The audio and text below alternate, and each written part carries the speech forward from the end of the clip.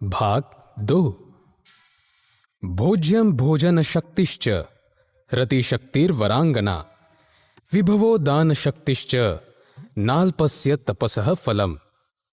चाणक्य के अनुसार स्वाभाविक गुण दोष प्रत्येक प्राणी की व्यक्तिगत उपलब्धि होती है। स्वाभाविक गुण दोष वे होते हैं जो प्राणी के अंदर जन्म के साथ प्रकट होते हैं। इन्हें कहीं भी बाहर से ग्रहण नहीं करना पड़ता। इसी संदर्भ में उन्होंने असत्य संभाषण, निडरता, छल कपटता, मूर्खता, लालच, अपवित्रता और निर्दयता को स्त्रियों के स्वाभाविक दोषों में सम्मिलित किया है। लेकिन साथ ही वो यह भी कहते हैं कि प्रत्येक स्त्री में उपर्युक्त दोषों का होना आवश्यक नहीं है। अनृतम साहसम माया मूर्खत्वम तिलुब्धता अशौचत्वम निद्रयत्वम स्त्रीणाम दोषाः स्वभावजाः। चाणक्य कहते हैं कि भोजन योग्य स्वादिष्ट व्यंजन एवं उन्हें ग्रहण करने का सामर्थ्य, रूपवान स्त्री एवं भोग विलास की शक्ति तथा विपुल धन एवं दानशीलता जैसे गुण केवल घोर तप अथवा पूर्व जन्म के सुकर्मों के परिणाम स्वरूप ही प्राप्त होते हैं। यस्य पुत्रो वशीभूतो भार्या छंदानुगामिनी विभवे यश्च संतुष्टस्तस्य स्वर्ग इहैव ही।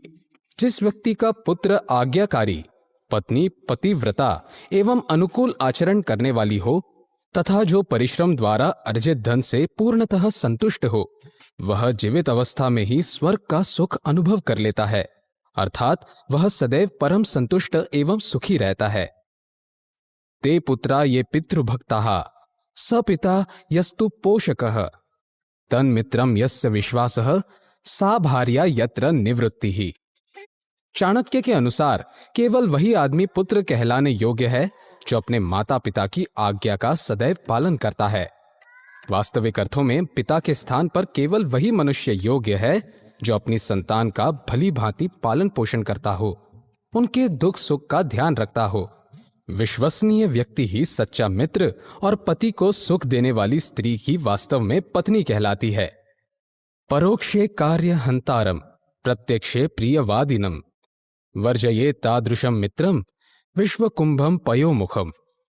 जिस प्रकार बाहर से सुंदर दिखाई देने वाले फल अधिकतर मीठे नहीं होते, उसी प्रकार मीठे वचन बोलने वाले लोग भी घातक और अविश्वसनीय होते हैं। मुख पर प्रशंसा तथा पीठ पीछे निंदा करने वाले मनुष्य मित्रता के योग्य नहीं होते। ऐसे मनुष्य विष मिले दूध के समान होते हैं। इसलिए ऐसे लोगों से सदैव सतर्क रहें और अति शीघ्र उनका त्याग कर दें। न विश्वसेत कुमित्रे च मित्रे चापि न विश्वसेत कदाचित कुपितम मित्रम सर्वम गृह्यम प्रकाशयेत। यद्यपि चाणक्य के अनुसार निकृष्ट मित्र पर कभी विश्वास नहीं करना चाहिए, तथापि उन्होंने अच्छे और हितैषी मित्र से भी सावधान रहने का परामर्श दिया है। इस कथन के संदर्भ में वे कहते हैं कि यदि किसी कारणवश हितैषी मित्र शत्रु बन जाए तो वह सभी गोपनीय बातों को जानने के कारण मनुष्य का अहित कर सकता है। मनसा चिंतितम कार्यम वाचा नैव प्रकाशयेत मंत्रेण रक्षयेत गूढ़म कार्य चापि नियोजयेत।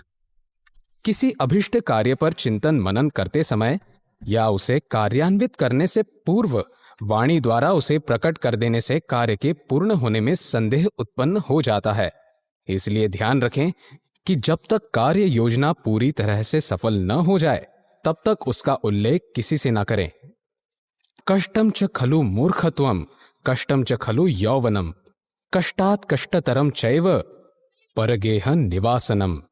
यद्यपि अज्ञान कष्टप्रदायक होता है तथा इसके कारण मनुष्य उपहास का पात्र बन जाता है। यौवन भी असीमित कष्ट प्रदान करने वाला है, लेकिन चाणक्य की दृष्टि में किसी दूसरे पर आश्रित होकर जीना सबसे अधिक कष्टदायक होता है। ऐसा व्यक्ति पशुतुल्य हो जाता है। उसे दूसरे व्यक्ति के अनुसार समस्त कर्म करने पड़ते हैं। अतः उचित यही है कि मनुष्य सबल होकर जीवन व्यतीत करें।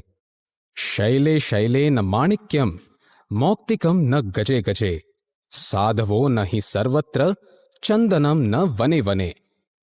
यह आवश्यक नहीं है कि प्रत्येक पर्वत हीरो जवाहरात से युक्त हो, समस्त हाथियों के मस्तक पर मुक्तामणि सुशोभित हो, प्रत्येक स्थान पर सज्जन मनुष्य का वास हो तथा प्रत्येक वन में चंदन वृक्ष हो। अर्थात संसार में भिन्न भिन्न प्रवृत्तियों के अनेक मनुष्य वास करते हैं। ऐसी स्थिति में हमें केवल सज्जन और श्रेष्ठ मनुष्य से ही संपर्क बढ़ाने चाहिए। इससे अभिष्ट कार्य अवश्य संपन्न होगा। पुत्राश्च विविधैः शीलैर्नियोज्यां सततं बुधैः नीतिज्ञां शील संपन्ना भवन्ति कूल पूजिताः। चूंकि ज्ञानी मनुष्य ज्ञान के माध्यम से संसार के अज्ञान रूपी अंधकार का नाश कर देते हैं, इसलिए ज्ञानी व्यक्ति को अपनी संतानों को भी चरित्र निर्माण के कार्यों में लगाना चाहिए। उनके गुणों में अभिवृद्धि करने के लिए उनकी उचित शिक्षा दीक्षा की व्यवस्था करनी चाहिए। इससे उनके अंदर के ज्ञान युक्त गुण संसार में पूजनीय और आदरणीय हो जाते हैं। इस श्लोक के माध्यम से चाणक्य गुणी व्यक्ति की प्रशंसा करते हुए कहते हैं कि जिस प्रकार किसी धार्मिक स्थल को देखकर हमारे मस्तक स्वतः ही श्रद्धा से झुक जाते हैं, उसी प्रकार गुणी व्यक्ति ज्ञान और आस्था के प्रतीक बनकर मनुष्य के हृदयों में स्थान प्राप्त करते हैं।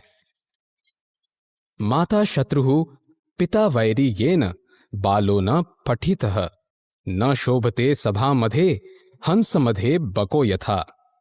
चूंकि मूर्ख और अज्ञानी मनुष्य उपहास का पात्र बनकर रह जाता है, ज्ञानवान मनुष्यों में उनकी स्थिति हंसों के बीच कौए जैसी होती है। वह न तो अपने विचार प्रकट करने में सक्षम होते हैं और न ही दूसरों के ज्ञान युक्त विचारों को स्वीकार करने योग्य। यही कारण है कि चाणक्य ने उन माता पिता को अपनी संतानों को घोर शत्रु कहा है जो उन्हें अच्छी शिक्षा नहीं दिलवाते। लाल नाद बहवो दोषास्ताड़ नाद बहवो गुणाः तस्मात् पुत्रम च शिष्यम च ताड़येन्न तु लालयेत। चाणक्य के अनुसार अधिक लाड़ प्यार करने तथा बच्चों की उचित अनुचित अर्थात सभी इच्छाएं पूरी कर देने से उनमें अनेक अवगुण उत्पन्न हो जाते हैं। भविष्य में ये अवगुण ही बच्चों की प्रगति और विकास में बाधा बन जाते हैं। अतः लाड़ प्यार के साथ प्रताड़ना भी परम आवश्यक है। एक कुम्हार चाक पर घुमाते मिट्टी के लौंधे को कभी प्यार से थपथपाकर, कभी सहलाकर तो कभी पीट कर उसे एक सुंदर बर्तन का आकार दे देता है। बाद में वही बर्तन अपनी सुंदरता से लोगों को आकर्षित करता है। माता पिता को कुम्हार की भांति मिट्टी रूपी संतान का पालन पोषण करना चाहिए। श्लोकेन वा तदर्धेन पादने काक्षरेण वा अबंधयम दिवसम कुर्यात् दानाध्यय न कर्मभिः। जीवन का एक एक क्षण, प्रहर, दिवस अत्यंत महत्वपूर्ण है, इसलिए मनुष्य को इसका सार्थकता से प्रयोग करना चाहिए। इसके लिए आवश्यक है कि मनुष्य प्रतिदिन एक वेद मंत्र, आधा श्लोक, श्लोकांश अथवा एक अक्षर का स्वाध्याय करे। यदि ऐसा करने में कोई बाधा हो तो दान करे। यदि मनुष्य के लिए दान करना भी संभव ना हो तो उसे परोपकार अथवा अन्य शुभ कर्म करके दिन व्यतीत करना चाहिए। जो मनुष्य इसका अनुसरण नहीं करते उनके जीवन का प्रत्येक क्षण व्यर्थ जाता है। कांता वियोगः स्वजनापमानः ऋणस्य शेषम कूनरूपस्य सेवा दरिद्र भावो विषमा सभा च विनाग्निमेते प्रदहन्ति कायम। मनुष्य के जीवन में कुछ ऐसे दुख होते हैं जिन्हें भुलाना असंभव होता है। पत्नी वियोग, स्वजन द्वारा किया गया अपमान, ऋण, दुष्ट स्वामी की चाकरी तथा मूर्खों से युक्त स्थान में दरिद्रता युक्त जीवन यापन करना, ये कष्ट मनुष्य के शरीर को अस्वस्थ कर उसे मृत्यु की ओर धकेलते हैं। नदी तीरे च ये वृक्षाः परगेहेषु कामिनी मंत्रीहीनाश्च राजानः शीघ्रम नश्यन्त्य संशयम्। चाणक्य कहते हैं कि जिस प्रकार तीव्र वेग से बहने वाली नदी के किनारे स्थित वृक्ष शीघ्र ही नष्ट हो जाते हैं, उसी प्रकार दूसरे के साथ रहने वाली स्त्री तथा सुयोग्य मंत्री से हीन राजा का अतिशीघ्र नाश हो जाता है। बलम विद्या च विप्राणाम राज्ञाम सैन्यम बलम तथा वित्तम च वैश्यानाम शूद्राणाम परिचार्यका। चाणक्य के अनुसार जिस प्रकार ब्राह्मण विद्या शक्ति से, राजा सैन्य शक्ति से, वैश्य धन शक्ति से तथा शूद्र सेवा कार्य से अपने अस्तित्व को प्रकट करता है, उसी प्रकार संसार में प्रत्येक मनुष्य का किसी न किसी शक्ति के कारण ही अस्तित्व होता है। इस शक्ति के अभाव में वह पूर्णतः महत्वहीन हो जाता है। निर्धनम पुरुषम वैश्या प्रजा भग्नम नृप त्यजेत खगावीत फलम वृक्षम भुक्तवा चाभाग्यता गृहम। अतिथि के विषय में चाणक्य अपने विचार व्यक्त करते हुए कहते हैं कि अतिथि का महत्व एक क्षणिक विराम में ही निहित है। निसंकोच या निर्लज्ज होकर एक ही स्थान पर निवास करते रहना अतिथि के लिए अशोभनीय है। इसलिए जिस प्रकार वेश्या निर्धन पुरुष को, प्रजा पराजित हुए राजा को तथा पक्षी सूखे वृक्ष को छोड़ देते हैं, उसी प्रकार भोजन के उपरांत अतिथि को भी साधुवाद करके वहां से अतिशीघ्र चले जाना चाहिए। गृहीत्वा दक्षिणाम विप्रास्त्यजन्ति यजमानकम प्राप्त विद्या गुरुम शिष्या दग्धारण्यम मृगास्तथा। चाणक्य कहते हैं कि जिस प्रकार दक्षिणा प्राप्त करके ब्राह्मण आगे बढ़ जाता है, विद्यार्जन के बाद गुरु से विदाई लेकर शिष्य अपना मार्ग पकड़ लेता है तथा वन के जल जाने के बाद पशु पक्षी जीव जंतु आदि उसे त्याग देते हैं, उसी प्रकार मनुष्य को उद्देश्य की प्राप्ति हेतु लिया गया आश्रय उद्देश्य के पूर्ण हो जाने के बाद अतिशीघ्र छोड़कर चले जाना चाहिए। उसका यह कार्य बुद्धिमत्ता का परिचायक होगा। दुराचारी च दूरदृष्टिर्दुराहवासी च दुर्जनः यन्मैत्री क्रियते पुंभिर्नरः शीघ्रं विनश्यति। दुराचारी, पापी, दुर्जन तथा दुष्ट स्वभाव वाले व्यक्ति की संगत से बुद्धिमान एवं विवेक युक्त मनुष्य भी कुछ समय उपरांत नष्ट हो जाते हैं। इसलिए ऐसे मनुष्य की मित्रता से बचना चाहिए। चाणक्य की दृष्टि में ऐसे मनुष्य के साथ मित्रता करने से केवल बुद्धिमान एवं योग्य मनुष्य को ही हानि उठानी पड़ती है। ऐसे मनुष्य कोयले की खान के समान होते हैं, जहां हर कोई काला हो जाता है। समाने शोभते प्रीति ही राज्ञी सेवा च शोभते वाणिज्यम व्यवहारेषु दिव्या स्त्री शोभते गृहे। अपने स्तर के व्यक्ति के साथ स्थापित प्रेम और सौहार्द युक्त संबंध ही मनुष्य के लिए उचित होते हैं। इसी प्रकार शासकीय सेवा उचित होती है। व्यापार में लोक व्यवहार और घर के लिए उत्तम गुणों से युक्त स्त्री उपयुक्त है। अर्थात मनुष्य को सामाजिक स्तर पर बराबर के व्यक्ति के साथ संबंध बनाने चाहिए।